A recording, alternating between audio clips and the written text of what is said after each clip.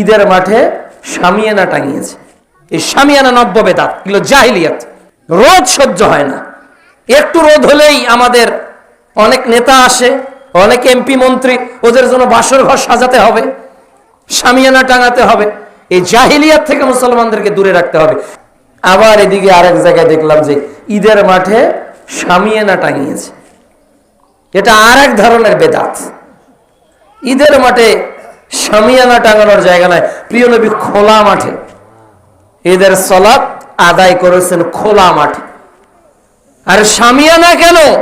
সাহাবীরা বুকে চামড়া দিয়ে আল্লাহ রাসূলের মাথার উপর ঢেকে রাখতে পারতেন না, তো করেন নাই তো তারা। যুদ্ধের মাঠে আবু তালহা রাদিয়াল্লাহু তাআলা আনহু রাসূলুল্লাহ সাল্লাল্লাহু আলাইহি ওয়াসাল্লামকে যাতে তীর না লাগে নিজে 35টা তীর গায়ে ঢুকিয়েছেন, রাসূলকে লাগতে দেন। এই তো সাহাবীদের মহব্বত ছিল।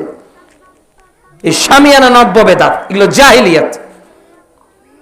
রোদ সহ্য হয় না, একটু রোদ হলেই আমাদের অনেক নেতা আসে, অনেক এমপি মন্ত্রী, ওদের জন্য বাসর ঘর সাজাতে হবে, শামিয়ানা টাঙাতে হবে। এই জাহিলিয়াত থেকে মুসলমানদেরকে দূরে রাখতে হবে। এইগুলোর পিছনে আমি মনে করি এদেশের 90% খতিব ঈদগার মাঠের খতিব হওয়ার কোনো যোগ্যতাই রাখে না। এরা কেবল পেট পূজা নিয়ে ব্যবসা করবে। একটা খুতবা দিবে 8, 10, 20 হাজার টাকা নিয়ে চলে যাবে, মুসাফা করবে, টাকা নিবে। এই বেদাত, এই সকল ইমামদের কারণে আজকে মাঠ থেকে যাচ্ছে না। এই সকল পেট পূজারি, এই সকল বেদাতি, এই সকল অজ্ঞ জাহেল কিছু মানুষের জন্য আজকে সাধারণ মানুষ বেদাত লালন করছে। সাধারণ মানুষ তো এগুলো কিছু জানে না। একটা ইমাম যদি কোরআন সুন্নাহর নিরিখে বক্তব্য দেয় তাহলে মানুষ বুঝবে না? যুগের পর যুগ খুতবা চলছে, বছরের পর বছর খুতবা চলছে, মানুষের আকীদা আমলের কেন পরিবর্তন হচ্ছে না? কেননা এদেশের মানুষ, এদেশের খতিব, এদেশের ঈদগার মাঠের ইমাম মুতল্লির দিকে তাকিয়ে বক্তব্য দেয়, সভাপতির দিকে তাকিয়ে বক্তব্য দেয়, এলাকার নেতা খেতাদের তাকিয়ে বক্তব্য দেয়, চেয়ারম্যান, মেম্বার, এমপি মন্ত্রীর দিকে তাকিয়ে বক্তব্য দেয়, কোরআন হাদিসের দিকে তাকিয়ে এদেশের অধিকাংশ ঈদগার মাঠের খতিবেরা বক্তব্য দেয় না, অধিকাংশ। যার কারণে এই সকল কুসংস্কার ও জাহিলিয়াত আমাদের মধ্যে কমতেছে না বাড়তেছে? বেড়ে যাচ্ছে। আবার আর একটা জাহিলিয়াত কি? এটা হলো সরকার গোষ্ঠীর প্রথম কাতার, দ্বিতীয় কাতারে বসবে কি বলে মির্জা গোষ্ঠী, তৃতীয় কাতারে শাহ গোষ্ঠী আছে না, এরপর চৌধুরী গোষ্ঠী, মানে ওরাই আগে। এটা হলো নব্য জাহিলিয়াত। যে আগে আসবে সেই প্রথম কাতারে বসবে। সে যদি এলাকার কৃষক হয়, সে যদি জুতা সিলাই করা মুসি হয়, সে যদি মুসলমানের বাচ্চা হয়, সে যদি প্রথম কাতারে ইমামের পিছনেও দাঁড়িয়ে যায়, তাকে স্থান দিতে হবে। ঈদগার মাঠ কারো বাবার পৈতৃক সম্পত্তি নয়। ঈদগার কোন কাতার কোন গোষ্ঠীর পৈতৃক সম্পত্তি নয়। সে চৌধুরী বংশ হোক, আর সর্দার বংশ হোক, আর সরকার বংশ হোক, ঈদের মাঠ এটা আল্লাহর জমিন। এখানে কারো জন্য কোনো জায়গা নির্দিষ্ট করা যাবে না, কখনোই যাবে না। এগুলো জাহিলিয়াত আজকে ঈদের মাঠের ভিতর চলছে, কেউ কিছু বলবে না। এগুলো চলছে। একজন মানুষ, ওরা জানে যে ওই দিকে অমুক গ্রাম, ওই দিকে অমুক গ্রাম, ওরা আগে আসলেও শেষে বসে যাচ্ছে। দেখতেছেন না অনেক বড় বড় জামাত গুলোতে এই জাহিলিয়াত গুলো কিন্তু চলছে। যে আগে আসবে সেই বসবে। কাতারে কার চট বিছানো আছে এটা দেখার বিষয় না। ওরা বলতেছে আমরা তো একদিন আগে চট বিছিয়ে গেছি। যে না জনাব, একদিন আগে চট বিছানো আপনার প্রথম কাতারে থাকার হকদার নন। আপনার 8টার সময় জামাত, আপনি আসবেন 5 মিনিট আগে, আর আপনার জন্য মানুষ আধা ঘন্টা থেকে প্রথম কাতার ফাঁকা রাখবে। এটা জাহিলিয়াত। এই কুসংস্কার গুলো থেকে আমাদেরকে পরহেজ থাকতে হবে। আবার ঈদগার মাঠে মেম্বার মসজিদ থেকে নিয়ে আসতেছে, না হলে দেখবেন যে মেম্বার তৈরি করাই আছে, যুগের পর যুগ সিমেন্টের মেম্বার। এই মেম্বার ভেঙে ফেলতে হবে, এই মেম্বার ভেঙে চুরমার করতে হবে।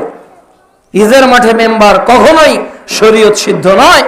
ঈদের মাঠে মেম্বারের কোন রেওয়াজ রাসূলের যুগ থেকে পাওয়া যায় না, সাহাবীদের যুগ থেকে পাওয়া যায় না, তাবিজের যুগ থেকে পাওয়া যায় না, তাবিদের যুগ থেকে পাওয়া যায় না। এগুলো এমনিতেই চলছে, এমনিতেই চলছে, শরীয়তের নামে ধোঁকা দিয়ে।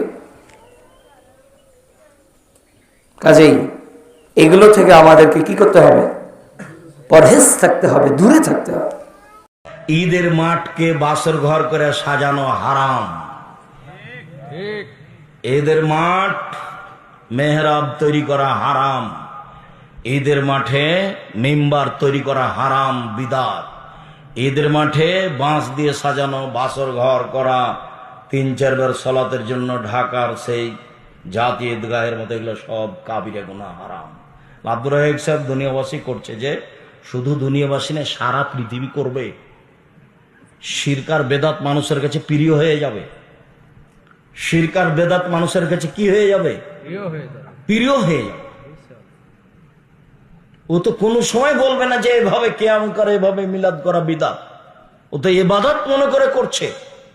আপনি আহলে হাদিস মানুষ, আপনি কি কম করেন? আপনি তার চেয়ে বেশি করেন বিদাত। ওর 10টা চলে, তো আপনার যদি একটা চলে তো তার 10টা চলবে। আপনি তো বেদাত করতে খুব মজবুত। আপনি ইফতার দেরি করে করেন। আমি বলছি যে হাদিসে যা বলছে তাতে সরকারি ভাবে সূর্য ওঠার যে সময় দেওয়া আছে তার 30 মিনিট আগে হতে হবে, তাহলে হাদিসের উপর আমল হবে। তা আপনিও বলছেন যে একটু দেরি করি 3 মিনিট, তো কি হলো এটা? ঈদের মাঠ সাজানো হারাম, ঈদের সালাতে বাঁশ দিয়ে সামিয়ানা দেওয়া হারাম, না যায়, নোংরা। টাকা থাকলে ফকির পাওয়া যায় না, ভিক্ষুক পাওয়া যায় না দেশে। ঈদের মাঠ সাজাতে হবে। ঈদের মাঠ সাজানো কাবিরা গুনাহ। ঈদের মাঠ সাজানো হারাম, বাঁশ দিয়ে হোক, সামিয়ানা দিয়ে হোক, ফুল দিয়ে হোক, আরো কিছু দিয়ে হোক, একেবারেই ফাঁকা থাকবে। দখলের জন্য প্রাচীর দিতে পারে হালকা করে, তবুও বলতে হবে দখলের জন্য দিচ্ছি। বর্তমান বাংলাদেশে বেশ কিছু মসজিদে দেখা যায় যে একাধিক ঈদের জামাত হয়। তো এই একাধিক ঈদের জামাত মসজিদে, বা এই কিছুক্ষণ আগে একজন ফোন করলেন দিনাজপুর থেকে, যে একই মাঠে একাধিক ঈদের জামাতের সুযোগ আছে কিনা। বারাকাল্লাহ ফিক। পাশাপাশি ওর সাথে সংশ্লিষ্ট ঈদের মাঠকে যে সাজানো, নানান ফুল দিয়ে সাজানো, এটা উপরে চাঁদোয়া দেওয়া, এগুলো কতটুকু শরীয়ত সম্মত? প্রথম কথা হলো, এক ঈদ মাঠে একাধিক সালাত আদায় করার কোনো দলিল নাই। প্রথম কথা, একই মাঠে একাধিক ঈদ পড়ার, ঈদের জামাত পড়ার কোনো সুযোগ নাই। এতটাতে এই জামাত হবে, দ্বিতীয়টা এত জামাত হবে, একটাই জামাত হবে এক জায়গাতে। এটা টাইমেরও ব্যাপার আছে। আর একটা বিষয় হলো যে এটা ঈদের জামাতের খুতবার প্রসঙ্গ আছে। একটা খুতবা একটা গুরুত্বপূর্ণ বিষয়। যদি এক মাঠে একাধিক ঈদের জামাত হয়, সেটা খুতবা ভালো হয় না। অতএব এটা রাসূলের যুগে ছিল না, সাহাবীদের যুগে ছিল না। এই ট্র্যাডিশনটা বাদ দিতে হবে। আমি মুসল্লিদেরকে বলবো, ভাই বোনদেরকে বলবো, যেখানে একাধিক জামাত হয় সেই জায়গায় আপনারা ঈদের সালাত পড়তে যাবেন না, বরং একটা জামাত যেখানে হবে সেখানে সালাত আদায় করবেন। এবং বিশেষ করে রাসূল সাল্লাল্লাহু আলাইহি ওয়াসাল্লামের তরিকায় যেখানে সালাত আদায় হবে সেখানে সালাত আদায়ের জন্য আমরা অনুরোধ করব, কারণ এটা চলবে না। 2 নম্বর হলো, ঈদের মাঠ সাজানোটা যাবে না।